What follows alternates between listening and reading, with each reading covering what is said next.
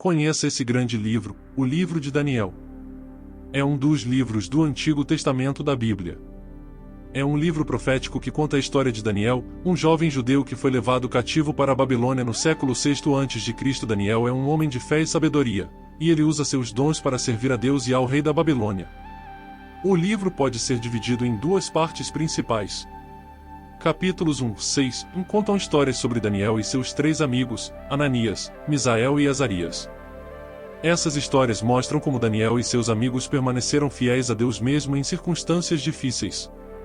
Capítulos 7-12 contém visões proféticas que Daniel teve. Essas visões falam sobre o futuro do mundo, incluindo o reino de Cristo.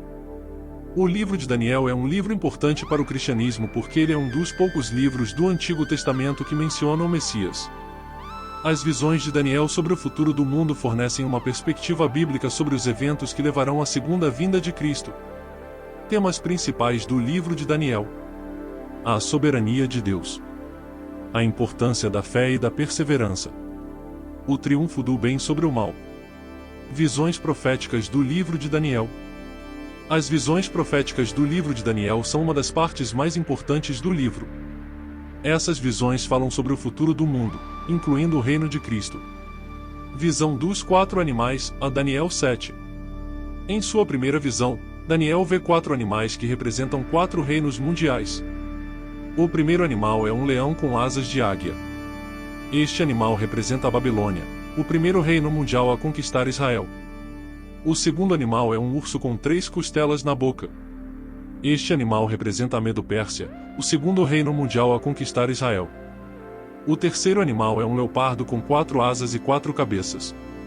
Este animal representa a Grécia, o terceiro reino mundial a conquistar Israel. O quarto animal é um monstro terrível com 10 chifres e 10 coroas. Este animal representa o quarto reino mundial, que é geralmente interpretado como o Império Romano. Visão do carneiro e do bode, a Daniel 8. Em sua segunda visão, Daniel vê um carneiro com 2 chifres lutar contra um bode com um chifre. O carneiro representa a Medo-Pérsia, e o bode representa a Grécia. O bode derrota o carneiro, e seu chifre se quebra em 2. Visão das 70 semanas, a Daniel 9. Em sua terceira visão, Daniel recebe uma mensagem de Deus sobre o futuro de Israel. Deus diz a Daniel que haverá 70 semanas de anos, ou 490 anos, entre a morte do Messias e a restauração de Israel. Visão do fim dos tempos, a Daniel 10 de dezembro. Em suas visões finais, Daniel vê o fim dos tempos.